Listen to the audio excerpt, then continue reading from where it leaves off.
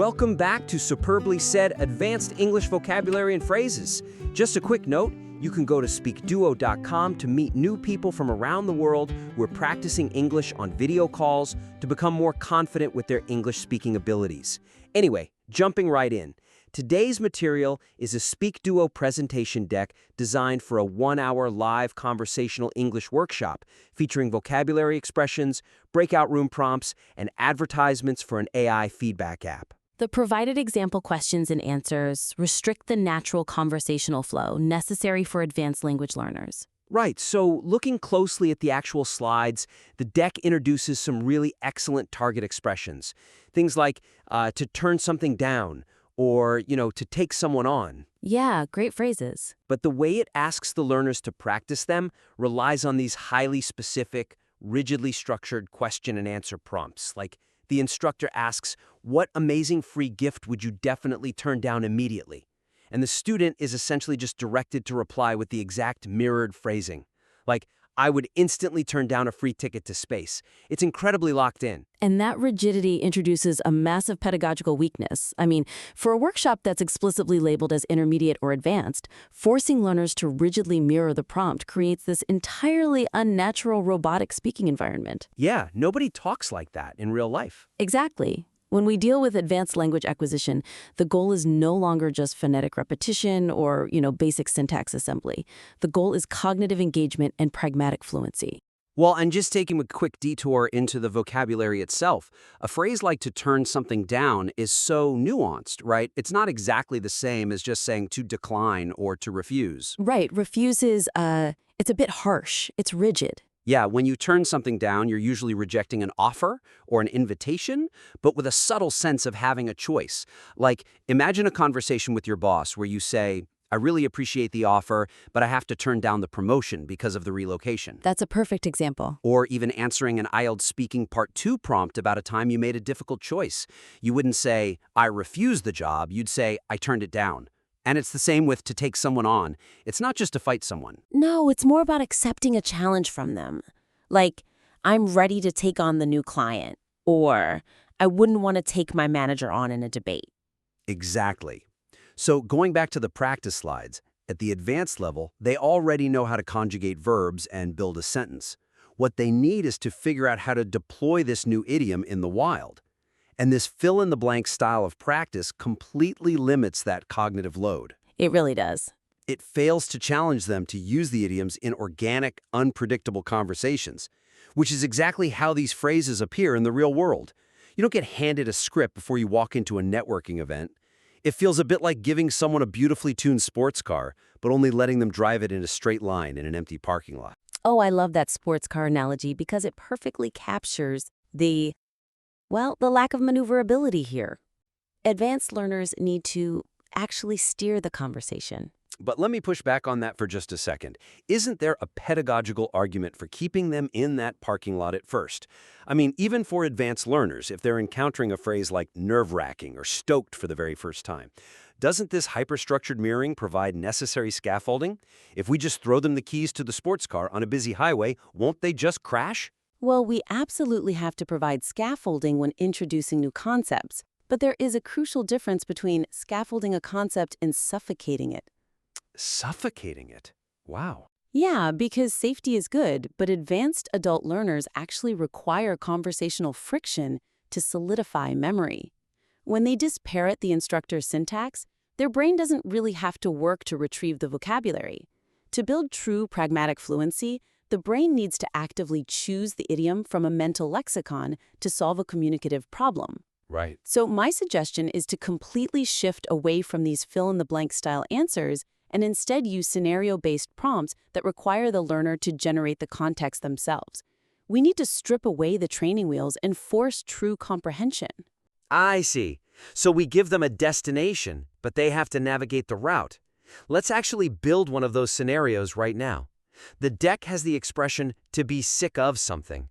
Currently, it just asks, "What famous popular song are you completely sick of hearing?" and provides the canned answer, "I am completely sick of hearing Happy Birthday every year." It's a totally closed loop. Exactly. There's zero friction there. So instead of that, what if we present a friction-based scenario? Like we tell the learner, you and your roommate are arguing about the playlist for a 10-hour road trip.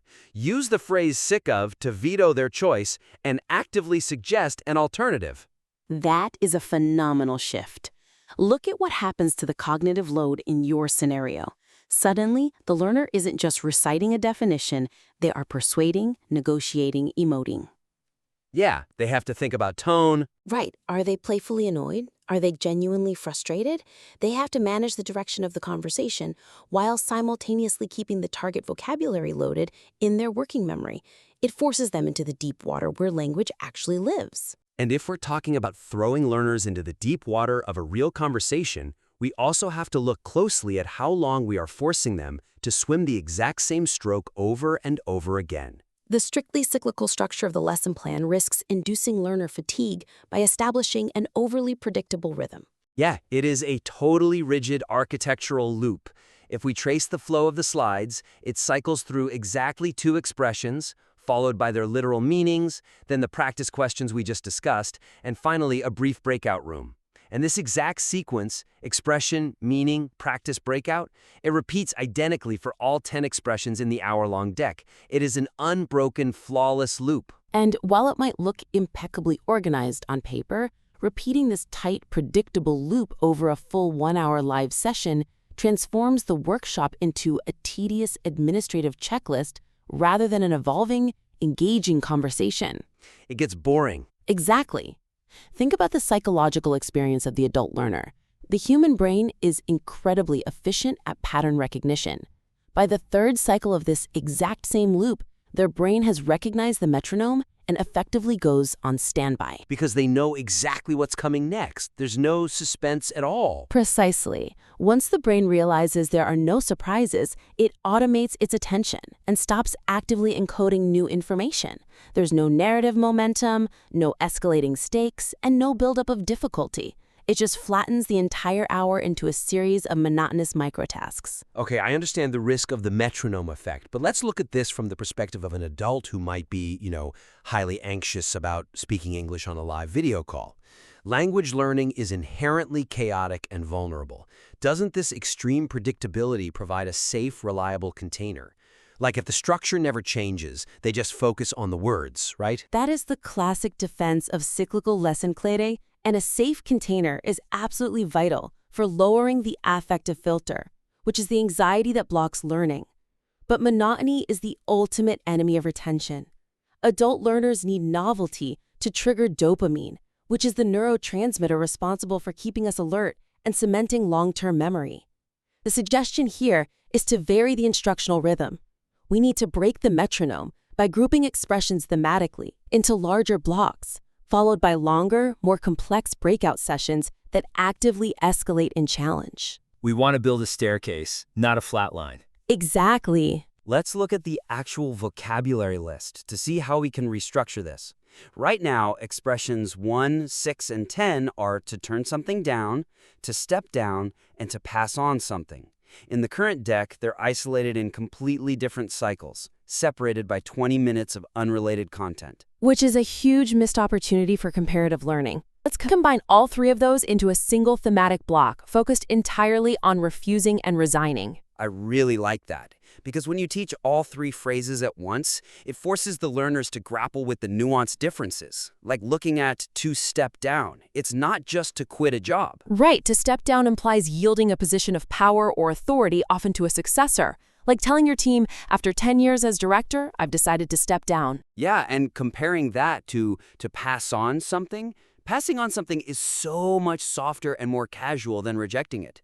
Like, I think I'll pass on the dessert, I'm too full. It's totally different from formally resigning. Exactly. You increase the cognitive load in a meaningful way by grouping them.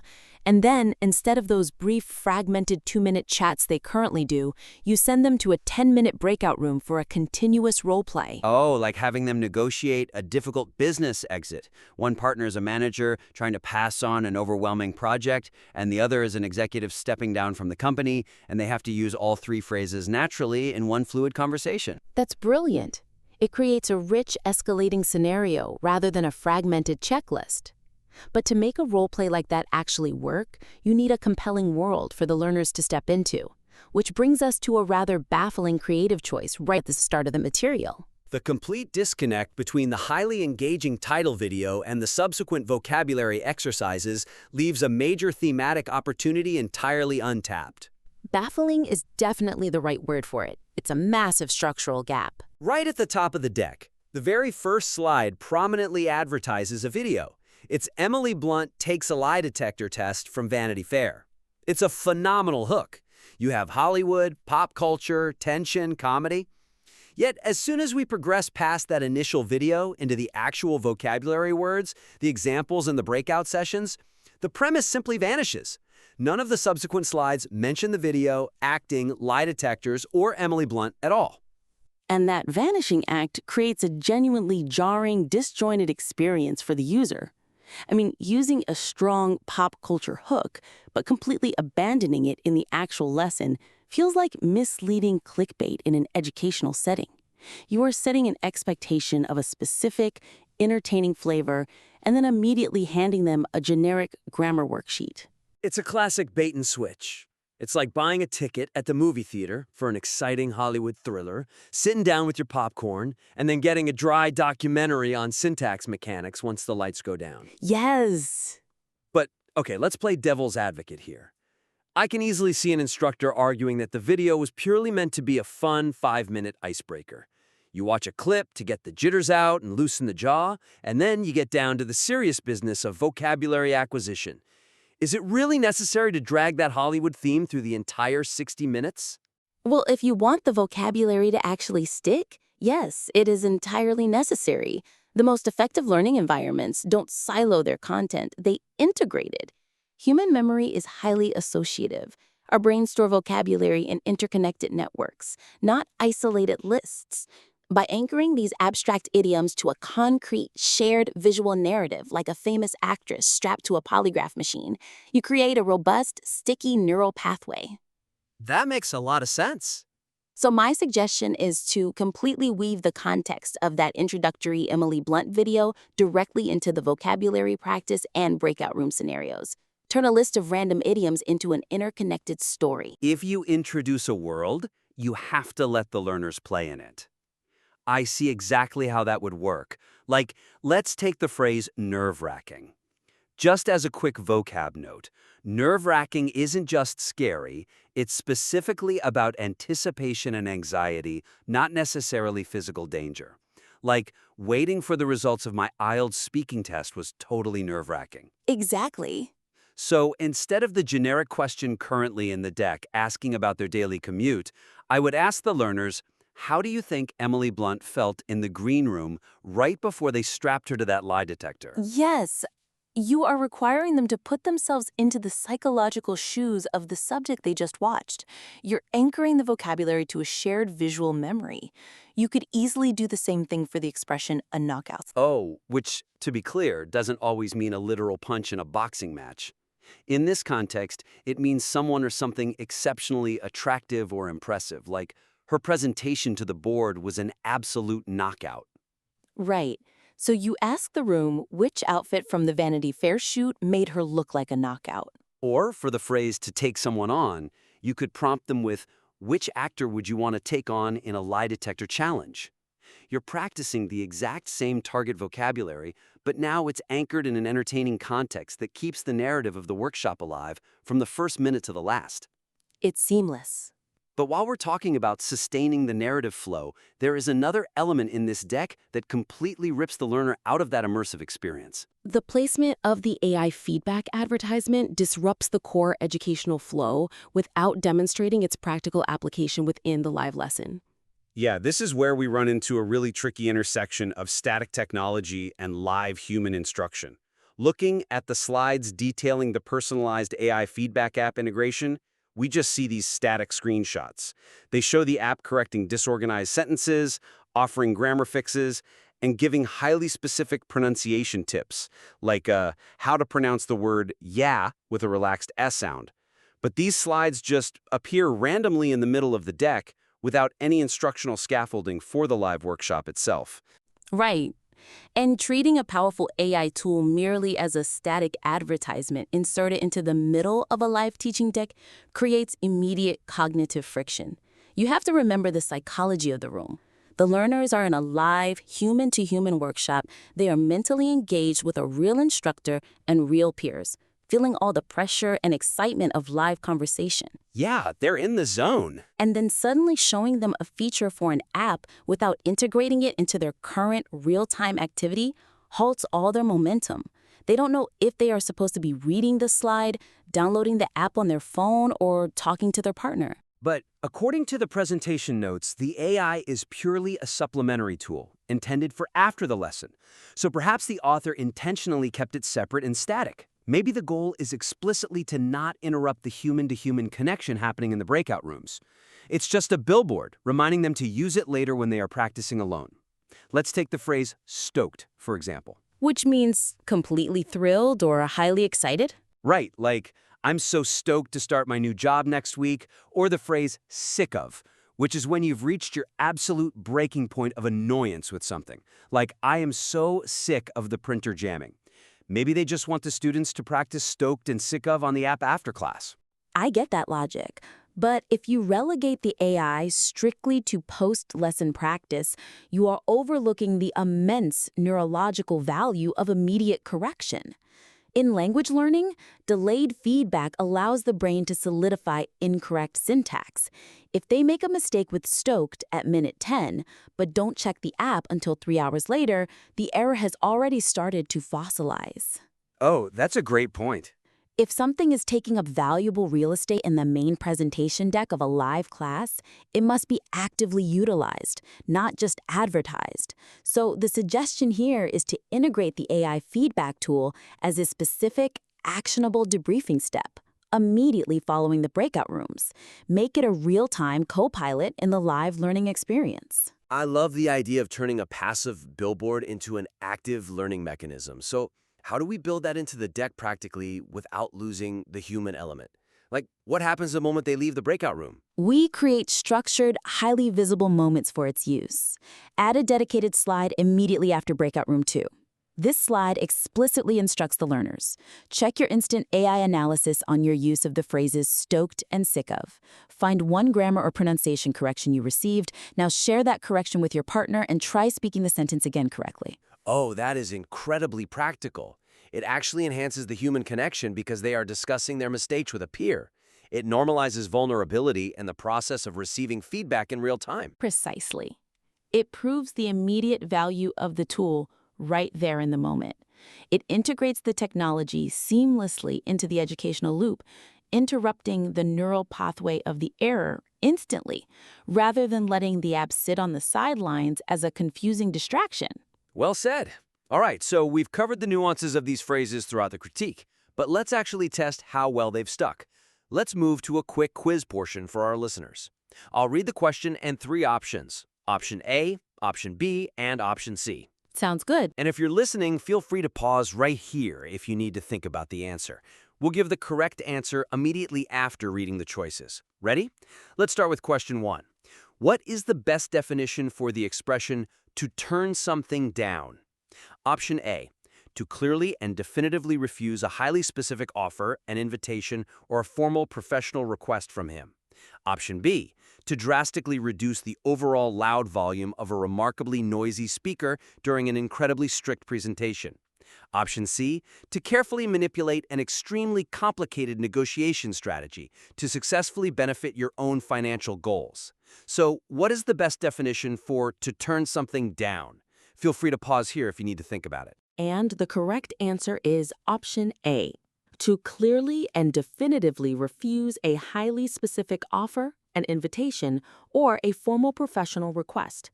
All right, moving to question 2. How is the term nerve-wracking accurately defined in this context?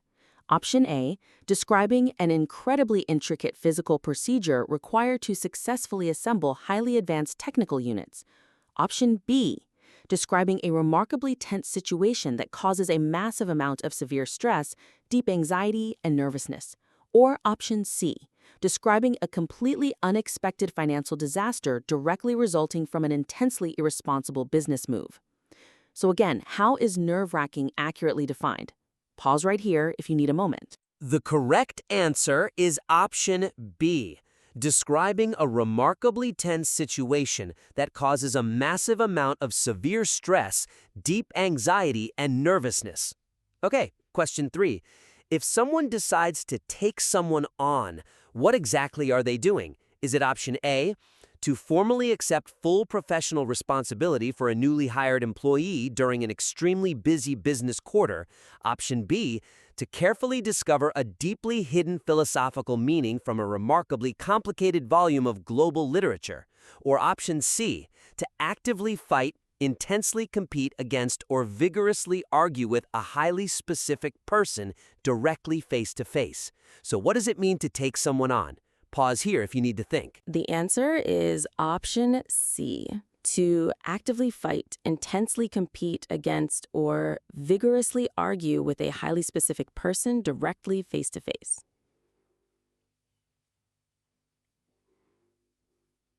Question 4. What does a person mean when they say they are stoked? Option A, to feel completely and absolutely thrilled, highly excited, or incredibly enthusiastic regarding an upcoming occasion. Option B, to solidly place a remarkably heavy wooden barrier across a completely blocked pathway to successfully prevent access. Or option C, to forcefully demand an entirely sincere public apology after an exceptionally hostile and highly stressful argument. What does it mean when they say they are stoked?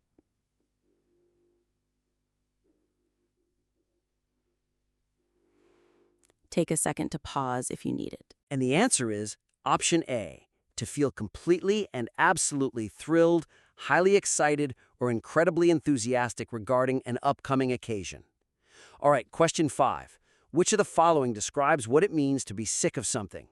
Option A, to suffer from a surprisingly rare physical illness directly caused by continuously eating an awful lot of fast dinners. Option B, to feel completely annoyed, deeply frustrated, or intensely bored after experiencing far too much of a specific thing. Or option C, to successfully pretend to be extremely unwell in order to quickly escape a highly demanding and stressful daily job. What does it mean to be sick of something? Feel free to pause right here. The correct answer is option B, to feel completely annoyed, deeply frustrated, or intensely bored after experiencing far too much of a specific thing. Question 6. What occurs when a person decides to step down? Option A, to accidentally suddenly fall from a significantly elevated physical platform during an incredibly dangerous activity. Option B, to violently and aggressively attack a much weaker opponent using completely unfair and strictly forbidden techniques. Or option C, to formally and permanently resign or completely leave a remarkably important professional job or leadership position. What does it mean to step down? Pause here if you need time to think. And the answer is option C, to formally and permanently resign or completely leave a remarkably important professional job or leadership position. Almost done. Question 7.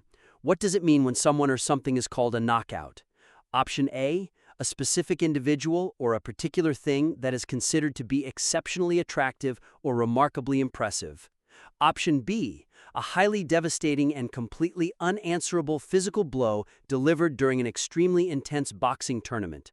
Or option C, a remarkably sudden and entirely unexpected physical collapse of a highly complicated and massively important framework. What does it mean to be a knockout? Feel free to pause here. The correct answer is option A, a specific individual or a particular thing that is considered to be exceptionally attractive or remarkably impressive. And finally, question 8. What is the underlying meaning of the expression to stick with something? Option A, to forcefully apply a remarkably strong chemical adhesive to permanently attach two completely incompatible materials. Option B, to intentionally continue strictly using or consistently doing a specific thing instead of constantly changing it out. Or option C, to successfully resolve a truly complicated issue. So what does it mean to stick with something? Take a moment to pause right here. And the answer to our final question is option B, to intentionally continue strictly using or consistently doing a specific thing instead of constantly changing it out. Awesome job to anyone who played along. So this has been an incredibly illuminating look at how structural, thematic, and technological choices directly impact advanced language acquisition. To quickly recap our core areas of focus for this material today, first, we need to elevate the prompts for advanced learners, moving entirely away from rigid fill-in-the-blank mirroring and toward open-ended, friction-based scenarios that demand true pragmatic fluency. Second, we must break up the repetitive, cyclical metronome of the deck by grouping vocabulary into thematic blocks with escalating role-play challenges to maintain cognitive engagement. Third, we identified the massive opportunity to utilize the Emily Blunt video hook throughout the entire lesson, weaving it into the practice questions to create a cohesive, sticky narrative anchor. And finally, we discussed transitioning the AI feedback tool from a static mid-lesson advertisement into an actively integrated, real-time debriefing step following the breakout rooms to capitalize on immediate error correction. Implementing these specific, actionable changes will fundamentally transform the material. It will evolve from a standard, highly predictable vocabulary list into an immersive, dynamic, and truly advanced conversational experience, one that fully respects and challenges the cognitive abilities of the learners. We highly encourage the author to revise this presentation deck, incorporating these strategies, and submit it back to the critique for further review. It's time to stop treading water in the shallow end and finally dive into the deep.